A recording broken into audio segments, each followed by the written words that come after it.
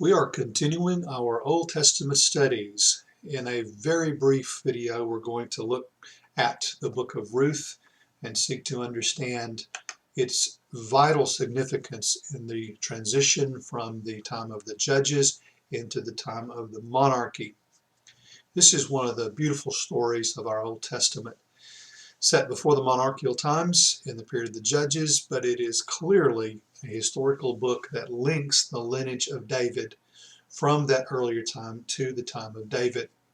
Conservative scholars, due to some references such as in chapter 4 verses 6 through 8, date its writing to a time later than the judges, possibly sometime during the early monarchy with David. And this does make some sense in that this is a prelude to the monarchy.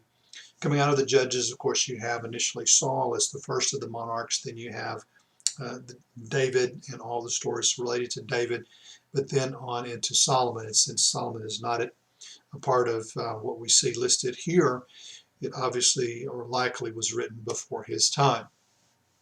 Some of the literary themes that we see is the accounting of the lineage of David, and then the actions of the Kinsman Redeemer, in chapter 2, 3, and 4, chapters 2, 3, and 4. And I will have a little bit of an excursus on that as we come toward the end of the story. So the story goes something like this. Naomi and her husband Elimelech with two sons travel from Bethlehem. They sojourn in Moab, which means that they reside there for a period of time.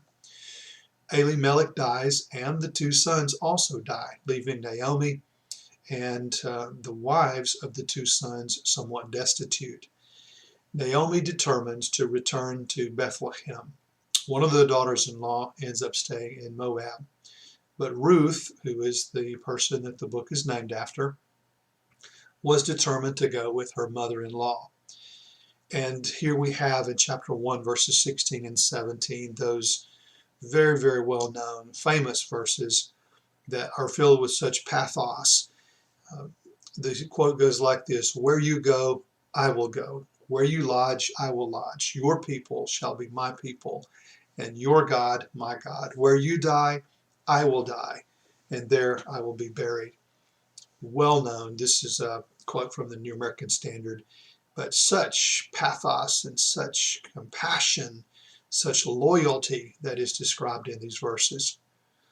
They do return to Bethlehem, where the city is somewhat abuzz and aware of her return. And in the process then of trying to establish their lives, Ruth begins to search for food and ultimately begins to glean from the fields of Boaz. And Boaz helps provide for her with the remnants of the gleaning. Due to the counsel of Naomi, she approaches, that is, Ruth approaches Boaz in a very ritualistic fashion, requesting that he serve as the kinsman redeemer. He agrees to do so, but he presents his case before the elders of the city of the gate, and ultimately he exercises his claim to the right to redeem her, to marry her, and to subsequently redeem the lands of Naomi. Some of the concepts that we see clearly in this passage relate to these chapters relate to what's called the levirate marriage and the kinsman redeemer concept. The concepts found in Deuteronomy 25, whereby there was the possibility that a family member could redeem property that was in another's possession and had been defaulted on or gone out of possession. Whoever was closest of the kin could redeem that property. The second part of this was related to continuation of the line. Thus, an individual could marry the widow of a brother or a close relative to ensure that children were continued on, provisions were provided. The Redeemer was the next nearest kin of the person who dies or the next in the line. The widow could invoke the provision as Ruth and Naomi did here. Note that Boaz had to invoke the provision with a nearer kinsman who ultimately refused the opportunity. The significance of Ruth is that Ruth bridges a historical time into the lineage of David, who is of the tribe of Judah. I believe also there's an important principle here that we see demonstrated in that Gentiles could be inheritors of God's grace and mercy. For in fact, we find then in the lineage of Christ, as well as in the example of Rahab, those who were foreigners. The action of the Kinsman Redeemer is a type of the sacrifice and the claim of Christ to redeem a people, which is what is demonstrated in the example that Boaz does when he exercises his right at the city gate. And the story at the city gate is very intriguing. It goes something like this. Boaz, now that he has realized that there is a need, or at least a possibility, of exercising the right of the kinsman related to Naomi and Ruth, goes to the city gate where the elders were gathered. And this is very common, that the city gate was the place where counsel was had and decisions were made and swapping of land took place and all of these things. So Boaz approaches and finds himself at the city gate, forcing the hand then related to the possession of the land and the ability to take Ruth as his wife. But he recognizes that there is one who is closer. So he forces the hand of this individual by telling that before he can take possession, that in fact there is one who must exercise this rule or this principle before him.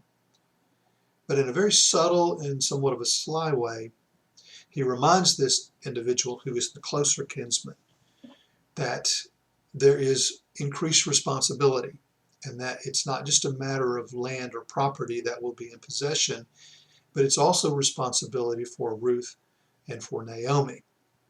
When the other individual learns that this is the case, he declines then to assume that responsibility, whereupon Boaz immediately stakes his claim, claiming to be the kinsman redeemer, and ultimately then is able to marry Ruth and have the right of kinsman redeemer related to the land, property, and also the responsibilities.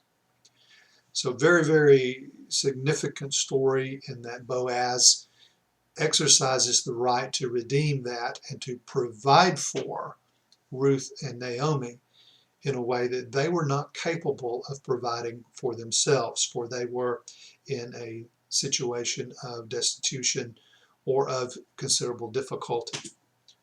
One of the beautiful things about this particular story is that it reminds us that we too are incapable of providing for ourselves the salvation that we desperately need. We have sinned. We suffer the consequences of sin. We are inheritors of the Adamic sin. And there is little that we can do about this ourselves, but trust that someone else will serve as our kinsman redeemer, which is very, very powerfully a symbol of what Christ has done, in that Christ's substitutionary atonement and death on the cross claimed for us and did for us what we were incapable of doing for ourselves.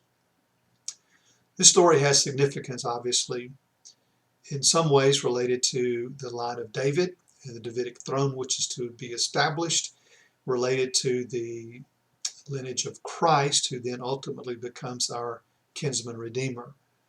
But the principle of the kinsman redeemer reminds us dramatically of how Christ becomes our kinsman redeemer and does for us what it is impossible for us to do for ourselves. So this book holds significance on many levels, many layers, just as many of the Old Testament books do. This one tells us of the pathos, the compassion that the Lord God himself has toward us to provide a kinsman redeemer.